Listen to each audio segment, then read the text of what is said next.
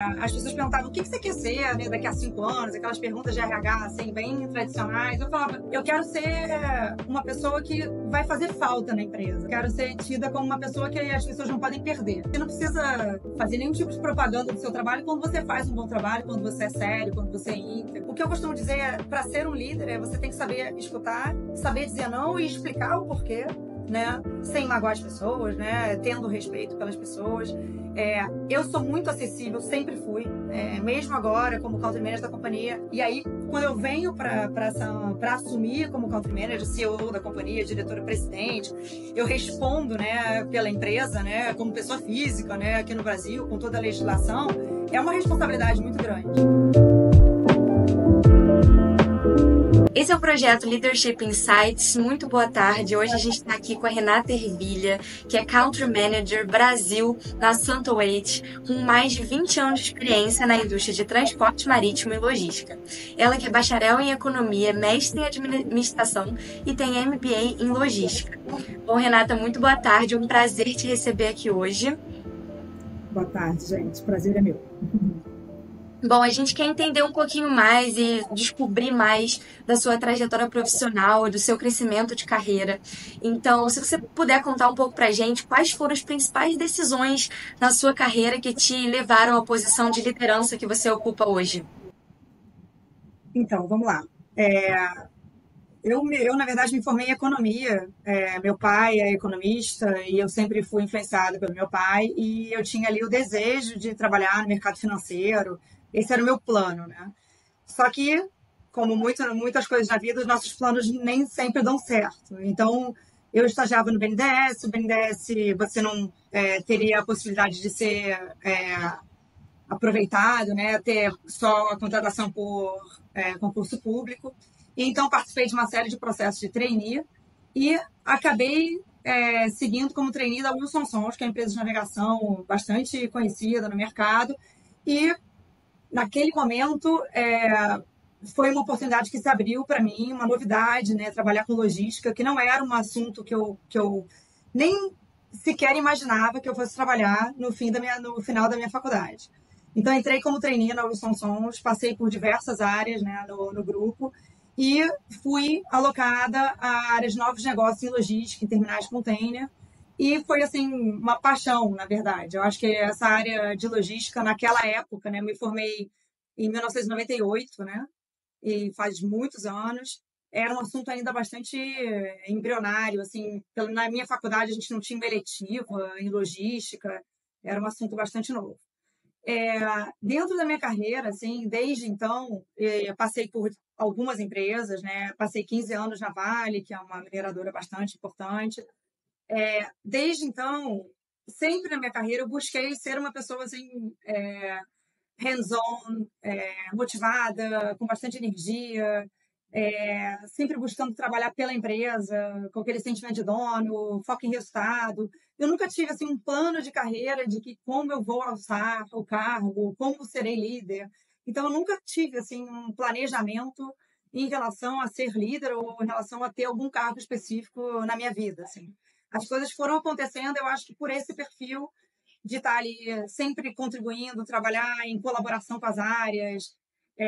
As pessoas perguntavam o que você quer ser, né, daqui a 5 anos, aquelas perguntas de RH assim, bem tradicionais. Eu falava, eu quero ser uma pessoa que vai fazer falta na empresa. Assim. Eu quero ser tida como uma pessoa que as pessoas não podem perder. Então, eu estava sempre disposta, sempre disponível a um projeto novo, ou ajudar uma pessoa, mesmo que aquele cargo não fosse um cargo hierarquicamente relevante. Então, eu sempre busquei ser uma pessoa que faria falta para a companhia, né?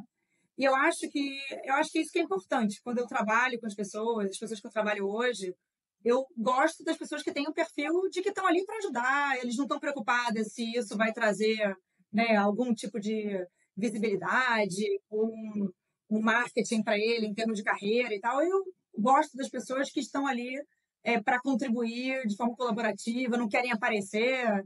Então, e a gente sente isso, né? E todo mundo, você não precisa fazer nenhum tipo de propaganda do seu trabalho quando você faz um bom trabalho, quando você é sério, quando você é íntegro. E as coisas acabam acontecendo. Então, eu saí da Wilson Sons, fui para a Vale no cargo de analista de novos negócios. O meu diretor, na época, da área de desenvolvimento de novos negócios e logística, era o presidente da Oceanave, que era uma empresa de navegação da Vale. Ele gostou do meu trabalho muito por conta desse perfil, de eu estar sempre disponível, de ter uma visão interessante de curto prazo. Eu aprendi muito na Vale o método Falcone, de foco em resultado, gestão de rotina. Então, eu gostava muito de estar, como eu fiz faculdade de economia, então, de estar baseada em números e indicadores. Então, eu tinha essa coisa de gestão, mas, ao mesmo tempo, hands-on, não escolhia trabalho, fazia o que tinha que fazer. E aí surgiu uma oportunidade na Docenaf, que era a empresa de navegação que ele acumulava como diretor de novos negócios e a presidência da Docenave, que é uma empresa 100% da Vale. Surgiu uma vaga de gerente de rebocadores, que eu nunca tinha trabalhado. Eu tinha trabalhado na Wilson Sons na área de logística, de terminais, não tinha nada a ver com navegação. Mas eu falei, vamos lá, eu acho que eu tenho a contribuir e vamos encarar, né? Então, foi um momento super legal. Eu trabalhei em diversos portos que a Vale atua. E foi um momento assim bastante interessante da minha carreira, porque aí eu me envolvi muito com a área de operações e aí eu me encontrei, assim, porque eu tinha, dentro da área de rebocadores da Docenave, eu tinha o meu PNLzinho lá, o meu demonstrativo de resultado, como se eu estivesse tomando conta da empresa. Então, eu via desde receita, custo, investimento, então ali OPEX, CAPEX, resultado. Eu tinha o EBITDA da minha unidade de negócio, então eu me sentia ali muito dona do negócio. Então, era assim, se o EBITDA estava ruim, a responsabilidade era minha; se o EBITDA estava bom, também era uma alegria, né, uma motivação que eu tinha, porque eu estava tomando conta ali de uma empresinha dentro da Vale, que é uma empresa gigantesca. Então, foi assim uma experiência ímpar e foi por muita sorte também. Eu costumo dizer, eu tenho colegas de trabalho que não tiveram a sorte de também estar no lugar certo, na hora certa, né? É claro que eu entendo que o meu perfil ali de motivada, aguerrida, né? De gostar, eu gostava do que eu fazia, assim. Claro que isso contou, obviamente, né? Para eu ter sido escolhida para essa função. Mas eu acho que é muito você também estar no lugar certo, na hora certa, de surgir uma oportunidade e você abraçar essa oportunidade. Então, eu vivi muito essa época, eu aprendi muito e a viver com a área de operações. Eu adorava, porque os rebocadores, né, o coração dos rebocadores é a tripulação. São eles que estão ali no dia a dia, que fazem a manutenção do barco, que fazem a operação, que executam a manobra. E aí você visitar a operação e você ouvir deles, né? Então, assim, eu tenho uma grande meta, que é uma redução de custos de combustível. Eu, lá no ar-condicionado, não sou a melhor pessoa para dizer como eu vou reduzir o consumo de combustível de uma embarcação.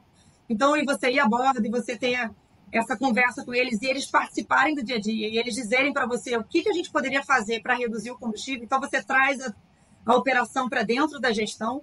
Eu acho que isso para mim, pelo menos, foi assim uma fórmula de sucesso, porque você integra muitas pessoas, né?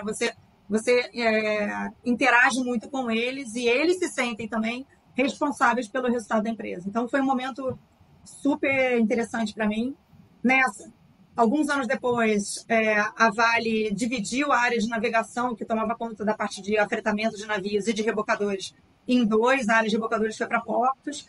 E aí precisava de um gerente geral de rebocadores. E aí, de novo, né, a Renata, que já é a gerente de rebocadores, vamos propor a ela a ter esse cargo. Ou seja, também por acaso eu era responsável pela área de rebocadores e conhecia mais na Vale do assunto. Então, aí também juntou, claro, né, a minha performance, o meu desempenho na área, que era bom, junto também com uma oportunidade de carreira, e aí assumi a gerência geral de rebocadores. Um tempo depois, a área de navegação da Vale, a Vale, na verdade, ela é uma exportadora de minério, né? Só que os nossos clientes principais ficavam na China. Então, o shipping, a navegação, o transporte de carga da Vale, ele era muito estratégico para a companhia.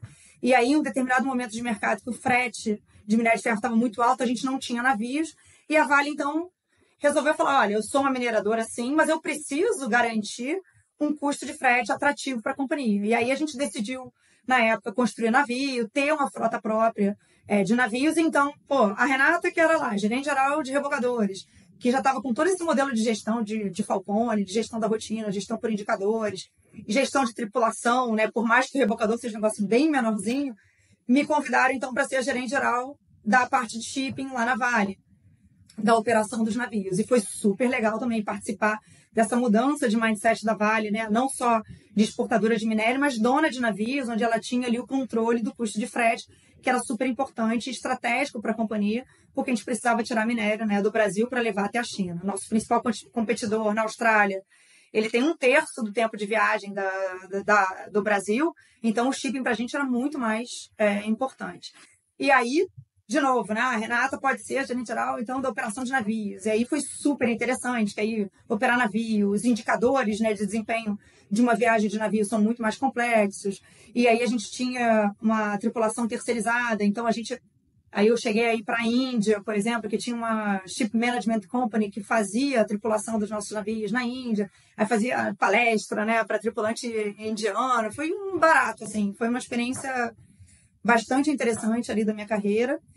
E depois disso, por problemas pessoais, não, por assuntos pessoais, minha filha nasceu, minha filha estava com 1 aninho de idade, a minha área de shipping na Vale foi transferida para Belo Horizonte. Então foi um momento ali que eu decidi não seguir para Belo Horizonte, acabei saindo da empresa e fui para a Norsul, ali como gerente geral. Era uma empresa super bacana, eu adorei trabalhar lá com pessoas assim super especiais também, que aprendi bastante, que já é um mercado de cabotagem, de navegação. Foi quando eu recebi uma proposta para ser diretora de operações de uma subsidiária da Petrobras, e baita de uma empresa, né? Não preciso nem explicar, né, o que é a companhia, uma companhia realmente uma referência mundial. Tive, então, uma parte ali da minha carreira muito curta na Petrobras, quando eu recebi a proposta para ser a Country Manager aqui da Santo, onde eu estou hoje, aí já tem 5 anos e meio, né? A SAM é uma empresa chilena, né, de capital chileno, opera em 13 países das Américas, e aqui, então eu tive essa oportunidade, mas eu acho que muito por conta de toda essa experiência que eu tive nas outras empresas. Mas se você falar assim, Renato, qual foi o seu plano para atingir, para ser a Country Manager da Santo, hoje não houve especificamente ali. Eu sou muito voltada para plano de trabalho, quando eu trabalho nas empresas, né? Eu penso no curto prazo e penso no longo prazo, como é que a empresa quer ser daqui a tantos anos, mas eu não tenho isso para minha carreira especificamente. Assim, nas empresas que eu passei, eu sempre pensei em ser uma pessoa especial para aquela empresa, uma pessoa que as empresas estariam ali tristes de perderem. Então, eu estava sempre disposta a fazer trabalhos novos, trabalhos melhores ou pior, ou não tão ali charmosos, né? Eu nunca escolhi muito trabalho, mas eu sempre tive em mente de ser uma pessoa que fosse importante para a companhia. Então, quando você vai falar assim, qual é a sua sugestão assim, de carreira, eu acho que é ser uma pessoa assim, bastante aguerrida, motivada, né? Enquanto você está na empresa, né? Porque eu vejo, às vezes eu tenho colegas que estão na empresa, eu estou super desmotivado, mas enquanto você está lá, faça o seu melhor, né? Dê o seu melhor. Eu acho que isso faz bem para você, óbvio, para a companhia vai fazer bem, mas eu acho que faz muito bem para a gente também, né? Para acordar e ir lá com algum empenho, com uma vontade de fazer diferente, né? E por menor que seja o trabalho que você execute, eu acho que isso faz muita diferença ali na motivação nossa, né? Acho que é mais ou menos isso. Não, perfeito. Eu acho que tudo que você falou se encaixa na vida de todas as pessoas, porque elas querem e precisam ser boas para as empresas, mas para elas também. Então, aproveitando o seu gancho, você já deu ótimos conselhos, mas a gente queria te perguntar especificamente um conselho que você daria para profissionais que aspiram cargos de liderança em empresas multinacionais. Então, apesar de você já ter falado um pouco, que outro conselho você daria para essas pessoas? Eu acho hoje o líder, né? Eu acho que liderança ela se desenvolve sim. Eu até acredito que há pessoas que têm uma liderança nata, mas eu acho que a liderança ela se desenvolve. O líder, para mim, é uma pessoa que te inspira, né? E te inspira pelo exemplo, né? Então, é uma pessoa que tem respeito pelas pessoas, é uma pessoa que ouve as pessoas, que, por exemplo, né, quando eu comentei, né, no início da minha carreira como gerente, ouvir as pessoas e trazer as pessoas para a gestão é essencial, né? Porque elas vão te respeitar, elas vão ter coragem de falar para você, porque eu costumava falar, toda opinião e toda sugestão é bem-vinda. Quando uma sugestão que algum dos meus empregados, que algum dos meus colaboradores me dão, e ela não é viável, ela não é aplicável, eu sugiro, explique o porquê. Né? Porque se você tem uma sugestão, se tem uma recomendação, ou uma crítica, inclusive, né? Algum tipo de processo, e você fala, tá, mas isso eu não vou levar em consideração e vamos seguir, isso desmotiva muito a pessoa, porque ela fala, cara, eu não vou falar mais, né? Eu falei, eles não seguem, eu falei, eles não aplicam, eu nem sei por que a minha sugestão não foi adiante. Então, o que eu costumo dizer é, para ser um líder, você tem que saber escutar, saber dizer não e explicar o porquê, né? Sem magoar as pessoas, né? Tendo respeito pelas pessoas. Eu sou muito acessível, sempre fui. Mesmo agora, como country manager da companhia, é claro, eu estou numa empresa muito menor, são 700 empregados, não é uma Vale, mas é ainda, né, uma empresa que demanda tempo, né? Porque é muita gente, eu estou espalhada no Brasil todo, né? De Rio Grande até Santana, no Amapá, e você tem que estar acessível. Então, eu sempre fui muito acessível, e eu acho que isso é algo, assim, para a liderança que faz muita diferença. Você acaba se tornando um excelente líder quando a sua equipe confia em você. E ela fala, cara, as pessoas que eu trabalho falam, eu não quero sair daqui, eu gosto da empresa que eu trabalho. Pô, não é toda empresa que eu tenho um country manager que vem no meu barco, o diretor está aqui no meu barco e conversa comigo de igual para igual, né? Então, eu acho que ser líder é você estar presente, é você ser um grande... Eu costumo falar, cara, os problemas precisam ser trazidos para mim, porque eu sou um grande facilitador na empresa. Então, tragam os problemas. Ou eu vou resolver, ou eu vou dizer para você o porquê que aquele problema não vai ter solução ou que aquela sugestão não foi bem-vinda. Então, eu costumo dizer, o líder ele tem que estar disponível, né? Então, e tem que estar acessível. Então, é isso, assim, eu tenho um modelo de liderança talvez um pouco diferente do modelo mais tradicional, né? Mas eu acho que, pelo menos para mim, dá certo. E eu me sinto feliz, assim, nessa posição e com essa postura, né, de trabalho. O que eu ia comentar é que a gente conversou com diversas outras lideranças também, né? E muitas delas, quando a gente pergunta, por exemplo, o que você olha para um colaborador, eles citam muito essa questão que você citou da energia. Então, a gente está procurando profissionais que botem a mão na massa, que vestam a camisa da empresa, que tenham energia. Então, é muito compatível, né, com alguns desses aspectos que você falou. E a gente conversou um pouquinho, né, sobre essa trajetória até você tornar uma liderança e sim assumir esses casos. Mas eu tenho muito interesse em entender o que você leva em consideração na hora de escolher pessoas que você vai promover, né? O que você faz se você olhar, vir uma pessoa e falar, putz, ela está pronta para assumir um cargo diferente, para subir, enfim, ter responsabilidades maiores? Eu acho que óbvio, capacidade técnica a gente é meio óbvio, né? Se você vai contratar uma pessoa da comercial, a capacidade técnica é importante, uma pessoa para operação, isso é indiscutível.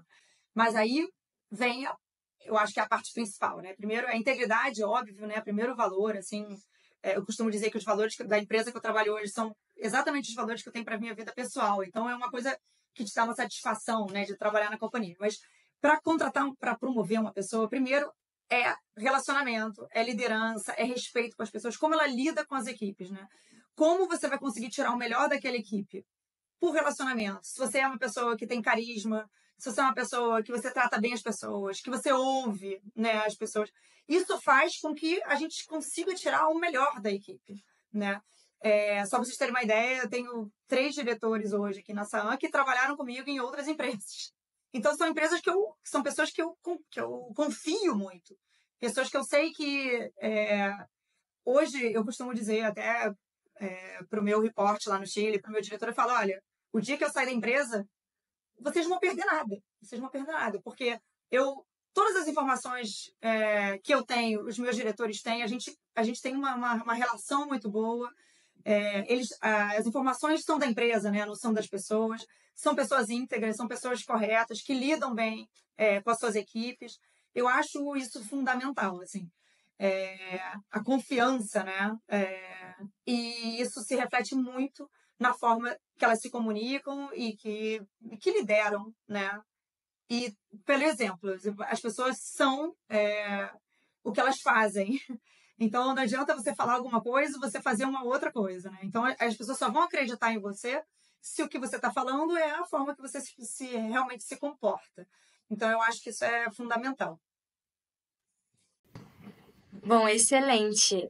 E até voltando um pouquinho, aproveitando esse gancho profissional, mas voltando um pouco na parte da primeira entrevista, quando a pessoa está entrando na empresa. O que você pode levar em consideração ali no momento que você está analisando um candidato, analisando um currículo? Porque a gente falou um pouco sobre promoção dentro da própria empresa, mas e dessa pessoa que está vindo de fora? O que te chama bastante atenção? São muitos idiomas? São habilidades técnicas ou não? O que você pode contar para gente? Eu acho que a primeira análise de currículo, e até para filtro de currículo, a gente realmente faz uma análise de capacidade técnica, né? Para ver se ele tem um perfil, pelo menos. Eu nem vejo exatamente a experiência efetiva naquele cargo específico, porque eu acredito que uma pessoa, por exemplo, um bom gestor comercial, é um bom gestor comercial que pode ter vindo de uma outra indústria, de uma indústria similar, não necessariamente na mesma indústria. Então, eu acho que a capacidade técnica, obviamente, ela é avaliada, né?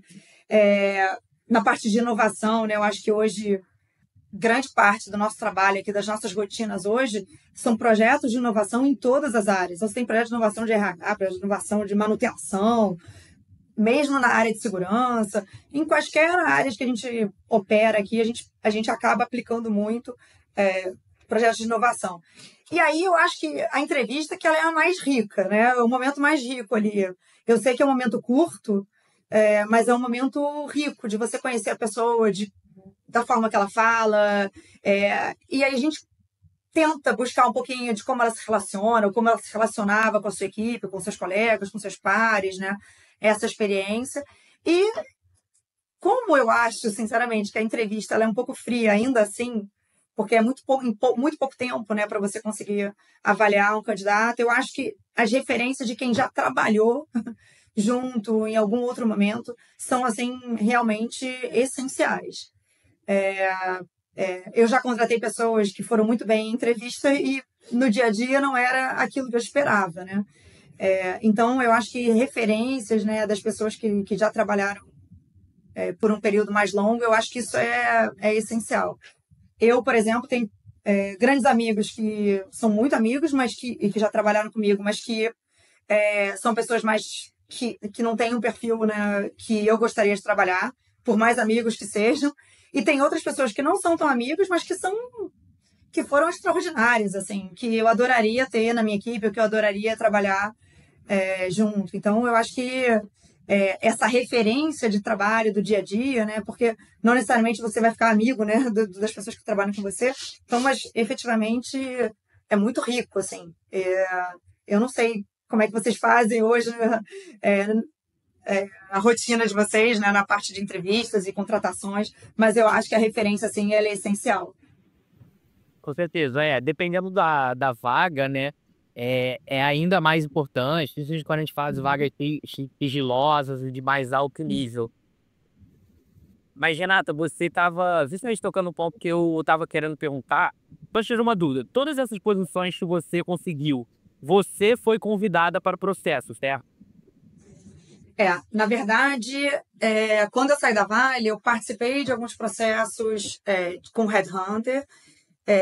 Um deles, que foi até um Headhunter, whatever. Participei de um processo com Headhunters e acabei optando para ir para a Norsul, que não era por Headhunter, porque era por uma indicação de pessoas que já tinham trabalhado comigo. Então, eu optei, na época, eu abri mão dessa vaga que o Headhunter tinha trabalhado comigo e acabei indo para a Norsul. Mais um ano e meio depois, quando eu estava na Norsul, foi esse mesmo headhunter que tinha feito o processo antes da Norsul, entrou em contato, como é que você está aí? Eu queria entender o seu momento de carreira, porque a gente tem essa vaga para a diretoria de operações da subsidiária da Petrobras, que eu acabei seguindo. E aí, sim, foi com headhunter. E aí também, lá quando eu já estava fora da Norsul, nessa posição de diretoria de operações, um outro headhunter entrou em contato para essa vaga de country manager da SAM. Mas foi super interessante, que ele falou, você não tinha sido mapeado para essa vaga, mas por uma indicação de uma pessoa que trabalhou com você lá na Wilson Sons, que foi um dos meus melhores chefes até hoje, inclusive, foi meu primeiro chefe, quando eu era trainee lá na Wilson, te indicou para participar do processo. Então, e aí eu entrei, né, no processo e acabei vindo para a SAM por intermédio de um segundo headhunter, Aham, entendi. Bom, minha pergunta nem era exatamente sobre isso, né? Eu queria saber mais para endereçar a pergunta de fato que eu tinha para te fazer. Você com certeza fez esse processo. Então, por exemplo, você recebeu ali uma indicação para participar. Isso tem muito a ver com o networking, né? Você estava falando sobre a questão de criar amizades dentro do trabalho, quanto isso é importante, né? E eu Uhum. queria entender um pouquinho do seu lado, assim, o que que você acredita que você fazia, que te ajudava a criar essas conexões e, enfim, que te promoveram aí várias oportunidades profissionais super interessantes? Então, eu tenho, assim, eu não sou a melhor pessoa para falar sobre networking, porque eu, de fato, eu não tenho, assim, uma agenda dedicada de relacionamentos. Eu não sou uma pessoa, assim, que tem esse foco em sair para almoçar com um, sair para tomar um café com o outro, para ser lembrada e tal. Eu acho até que é uma falha minha, tá? Eu não é uma crítica, é uma falha, inclusive. Mas, de fato, eu só estou na SAAN por uma indicação de uma pessoa que foi o meu chefe na Wilson Sons. Não deixa. Eu não chamaria isso de network, porque foi uma pessoa que eu efetivamente trabalhei, que foi 3 anos, ele foi meu gestor por 3 anos. Então, ou seja, como o network ele é importante, né? Mas nesse caso específico foi de uma pessoa que já havia trabalhado comigo. E eu tenho uma dificuldade mesmo de fazer esse tipo de trabalho, de network, de entrar em contato com pessoas ou de criar grupos, né? Eu tenho amigos que têm grupos que falam sobre o assunto X. Eu tenho muita dificuldade, assim, que é uma autocrítica. É, tudo que aconteceu comigo foi por pessoas que já trabalharam comigo. Eu fui para a Norsul porque tinham pessoas que já haviam trabalhado comigo. Vim para cá, para a SAM, porque fui indicada para participar de um processo de um headhunter que ele já tinha sido meu gestor. Antes de ir para a Norsul, esse primeiro headhunter que quase fechei uma vaga com ele, ele chegou a marcar um almoço com o diretor da Vale, que tinha sido meu diretor, para perguntar de mim. Ou seja, e ele me ajudou muito, eu agradeci a beça a ele, porque eu fui convidada efetivamente para assumir a vaga e acabei não indo e indo para a Norsul. Mas, ou seja, acaba que esse network que eu tenho é muito é tão somente das pessoas que trabalharam comigo, porque eu sou muito fraca em termos de trabalhar networking, de fazer um planejamento de carreira, de tentar me envolver. Efetivamente, eu não sou uma boa pessoa para isso. Realmente, eu não tenho assim. É. Acontece que, querendo ou não, o networking, né, a gente acredita muito que o networking é sobre você gerar valor para as pessoas, né?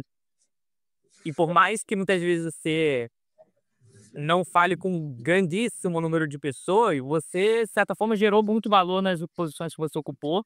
E isso faz você Uhum. ser lembrado, né? Tem muita gente até que fica tentando fazer aquele network importado, que é o que você falou, marcar um Isso, cafezinho sem motivo nenhum. isso. Que É, nunca é tão efetivo quanto você, de fato, tá ali no campo de batalha, vamos dizer, né? é. Mas muito interessante. Exatamente, eu acho que cada um tem um caminho também, né? Algumas pessoas podem conseguir efetivamente o emprego pelo networking, mas às vezes o networking ele acrescenta na vida da pessoa de outras formas. Então a gente acredita muito nele, mas cada um tem a sua maneira de fazer, claro. Então, deixa eu puxar um pouquinho para essa nova geração também que está entrando nesse mercado de trabalho e voltando um pouquinho mais sobre o seu setor. Eu queria te perguntar o que que você considera que atrai novos talentos para o setor de logística? Olha, o setor de logística, para quem está fora desse setor, é um setor assim bem distante, né? Eu me formei em economia e eu acho que da minha turma de economistas, acho que ninguém foi trabalhar em empresas de óleo e gás ou de navegação. Então é um setor assim, é, eu acho um setor incrível. Eu acho um setor que move a economia, move cargas, move o mercado nacional de cargas, move o mercado internacional, comércio exterior. Eu acho que é um setor extremamente relevante e ele é apaixonante. Desde que eu comecei a trabalhar e fui trabalhar numa empresa de navegação, eu nunca mais saí do meio de navegação. Então, é assim, para mim, é um setor extremamente estratégico para a sociedade. E eu acho que é interessante que quando você tem uma experiência nesse setor, você acaba de fato se diferenciando, porque as pessoas realmente não têm ideia, né? Eu já fui de vários lados aí, já fiz o mercado de cabotagem na navegação na Norsul, na Vale, o mercado internacional de transporte de minério de ferro, que é extremamente estratégico para o Brasil, não só para a Vale, mas para o Brasil, para que o Brasil tenha o seu minério de ferro de forma competitivo, ele precisa ser competitivo em frete. O negócio é muito maior, né? Do que... Para mim, assim, é muito interessante. E hoje eu estou na indústria de rebocadores portuários, que é uma indústria muito pequena dentro do mercado exterior, mas a gente costuma dizer que a gente tem um diretor da nossa empresa que fica no Chile, ele costuma dizer que o rebocador ele é o fósforo do churrasco. Se a gente não tem o fósforo, a gente não faz o churrasco. E se a gente não tem um rebocadorzinho lá, a gente não atraca e não desatraca o navio, né? E você ter uma empresa dessa de rebocador na mão, você também tem que conhecer de tudo. Você tem que fazer o comercial, porque você tem que vender o seu serviço, o marketing para vender o seu serviço. Ah, mas rebocador é tudo igual. Não, não é tudo igual. Então, você tem que mostrar para o seu cliente a fonte de valor, o que te diferencia no mercado. Então, você tem que estar lá com todas as suas iniciativas de ESG, mostrar que você é preocupado com o meio ambiente, que você é preocupado com as causas sociais, você tem governança, o compliance na companhia é extremamente importante. Hoje, tudo que a gente faz aqui, a gente tem treinamento de compliance o ano inteiro, então a integridade ela é muito importante. Não só parecer ético, você tem que ser ético, né? Segurança é o nosso valor principal, então você, o tempo inteiro, a primeira coisa que eu falo para minha tripulação, ó, o dia que vocês se virem em uma situação insegura, vocês têm toda a autoridade a bordo para abortar uma manobra. E aí eles se sentem seguros realmente de trabalhar aqui, porque eles sabem que eles podem abortar uma manobra, mesmo que isso possa prejudicar eventualmente uma receita, um cliente, a gente vai se explicar para o cliente do porquê a gente abortou aquela manobra, mas isso é prioridade para a companhia. Então, em resumo, você trabalhar com shipping, você precisa saber de compras, né? O rebocador ele não pode parar. A disponibilidade do rebocador ele é o nosso grande ativo. Ele tem que estar disponível no momento que ele for chamado para manobra. Então, para isso funcionar, você tem que ter uma boa manutenção preventiva da embarcação. Você tem que ter compras, né, muito alinhadas à manutenção, porque os equipamentos, os materiais precisam estar disponíveis para que você faça a manutenção. Então, eu acho, assim, um mercado sensacional, porque você vê de ponta a ponta, você é responsável, você entende ali do processo como um todo, assim. Eu acho, assim, sensacional. O meu enteado tem 17 anos, vai fazer engenharia, ele fica, e aí, né, como é que é aí na sua empresa? O que a gente pode fazer, né? Como é que... A minha filha, de 9 anos, tá aí de férias esse feriado, tá aqui no escritório. E ela fica, mamãe, quando eu crescer, eu quero trabalhar aqui. Então é legal, assim, porque você vai... Eu acho que a área ela tem muita coisa, assim. É muito interessante. A gente tem estagiários aqui que, quando estagiam com a gente, querem continuar na empresa, porque realmente tem muita coisa interessante para fazer.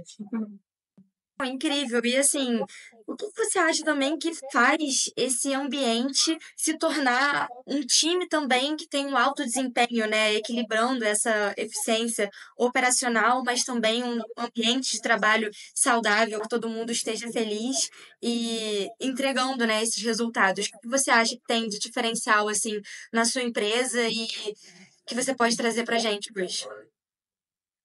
Olha, eu acho que o perfil da nossa diretoria aqui no Brasil, ele é assim, um perfil de pessoas extremamente acessíveis, de pessoas que trabalham junto.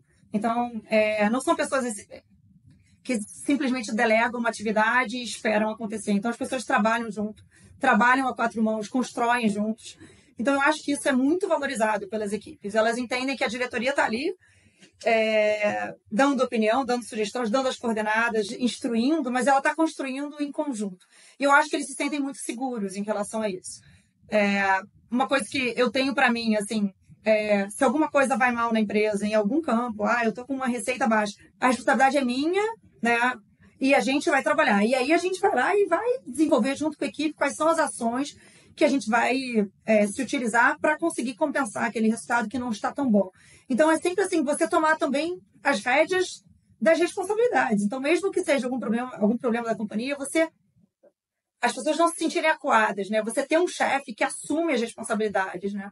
Eu acho que isso faz a diferença para as pessoas. Elas se sentem mais seguras para trabalhar. Eu costumo dizer, cara, eu estou com um barco parado porque deu um problema. Gente, ok, o que aconteceu? Vamos fazer uma investigação, o que aconteceu, vamos resolver, vamos mapear o que aconteceu de errado para que isso não volte a ocorrer, né? E bola para frente, né? Para que a gente não tenha medo de reportar os problemas.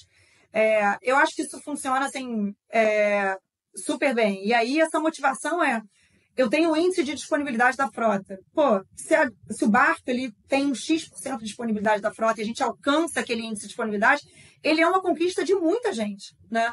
Ele tem o pessoal da área de pagamentos, que foi eficiente na hora de pagar para o fornecedor, para entregar na data certa, que contratou a logística daquele material que chegou na data certa, que a gente contratou um prestador de serviço que conseguiu trabalhar para fazer com que aquele rebocador estivesse disponível. Ou seja, ele é uma conquista ali de uma cadeia, né? E eu acho que as pessoas elas têm muito essa consciência da importância do trabalho de cada um, que cada um tem uma importância relevante naquele processo. E eu acho que isso faz com que a empresa seja mais feliz, né? E eu acho que essa proximidade também da diretoria a gente não trabalha muito com hierarquia, a gente é muito próximo, né? Então a gente é muito acessível, a gente não tem sala, todo mundo trabalha junto, né? As pessoas vão nas nossas mesas a hora que querem, ou me chamam pelo Teams, eu falo, o meu WhatsApp eu nunca desligo meu celular. Se acontecer alguma coisa com o rebocador de noite, eu vou saber. Então eles podem me acessar. Então tem um tripulante que se comunica comigo assim, de uma forma assim, bastante frequente. Tá acontecendo isso, dá uma olhada nisso. Ou seja, essa abertura para as pessoas, eu acho que faz com que as pessoas se sintam assim, um pouco donas ali do negócio, né? Aquele sentimento de dono. E a gente é feliz assim. Não sei se essa é uma boa receita para todo mundo, mas para uma empresa assim do nosso tamanho, eu acho que funciona muito bem. Muito legal, Renan. Da minha parte, agora a última pergunta. Você passou, né? Você saiu do cargo, você foi de diretora de operações na Petrobras, né? Passou por outros cargos, obviamente, mas você acabou assumindo a posição de Country Manager, né? E eu queria entender um pouco como é que foi esse processo para você. Foi uma grande adaptação? Quais novas responsabilidades você assumiu? E se foi um desafio para você? E, enfim, queria ouvir um pouquinho de como foi essa história, essa transição da sua parte. Sim. Como eu falei lá no início, né, quando eu assumi o primeiro cargo de liderança lá na Vale, de gestão de rebocador, falei, eu era dona ali do PNLzinho, né, de rebocador da Vale, que era menor e tal, mas eu já tinha tido essa experiência ali de ser a responsável pelo resultado daquela companhiazinha, né? A gente tinha lá as nossas metas de resultado. E aí, depois na Norsul, não, porque eu era gerente geral de uma área específica, então eu não via o todo. Na PBLog também, que é essa subsidiária da Petrobras, que eu passei um período, eu era uma diretora de operações, eu também não era a dona ali, não era a responsável pelo resultado da companhia. E isso, para mim, e aí, quando eu venho para assumir como country manager, CEO da companhia, diretora-presidente, eu respondo, né, pela empresa, né, como pessoa física, né, aqui no Brasil, com toda a legislação, é uma responsabilidade muito grande, né? Eu costumo dizer que antes de ter uma responsabilidade sobre resultado e rentabilidade, né, que a gente tem ações listadas em bolsa lá no Chile, responsável por toda a parte de integridade da companhia, de compliance, eu sou responsável pela operação, né?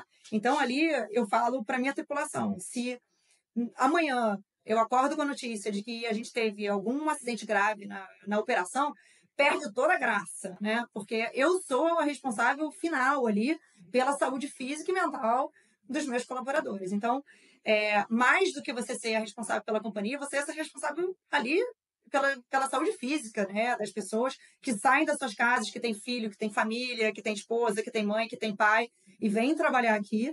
E eu preciso que eles voltem para casa da mesma forma que eles chegaram. Então, essa responsabilidade me pesa bastante, assim. E me pesa até hoje. Não é, no início foi difícil e agora é tranquilo. Não, não é tranquilo. Então, é algo que eu trabalho e que eu tenho que trabalhar todos os dias, né? Quando eu tenho reunião com eles ou quando a gente faz alguma videoconferência. Semana que vem eu vou estar na operação de PC em Mucuripe, lá em Fortaleza, lá no Ceará. A primeira coisa que eu falo quando eu chego a bordo eu preciso que vocês voltem para suas casas da mesma forma que vocês chegaram. Né? Eu fico imaginando, eu tenho filha pequena, de eu chegar em casa com algum acidentada, com o braço quebrado, e a minha filha vai dizer, eu não quero mais que você volte para o trabalho, né? Eu tenho medo, mamãe, que você vá ao trabalho. Então, eu acho que essa grande responsabilidade é pelas pessoas, pela saúde física, pela saúde mental das pessoas. E, obviamente, a gente tem orçamento, a gente tem plano de crescimento na companhia. Então, quando a gente vai olhar para o DRE, eu estou preocupada com a rentabilidade da companhia, com custos, como é que a gente vai ser eficiente em custos, sem prejudicar a manutenção das embarcações, sem prejudicar a infraestrutura, né, que a gente tem para trabalhar.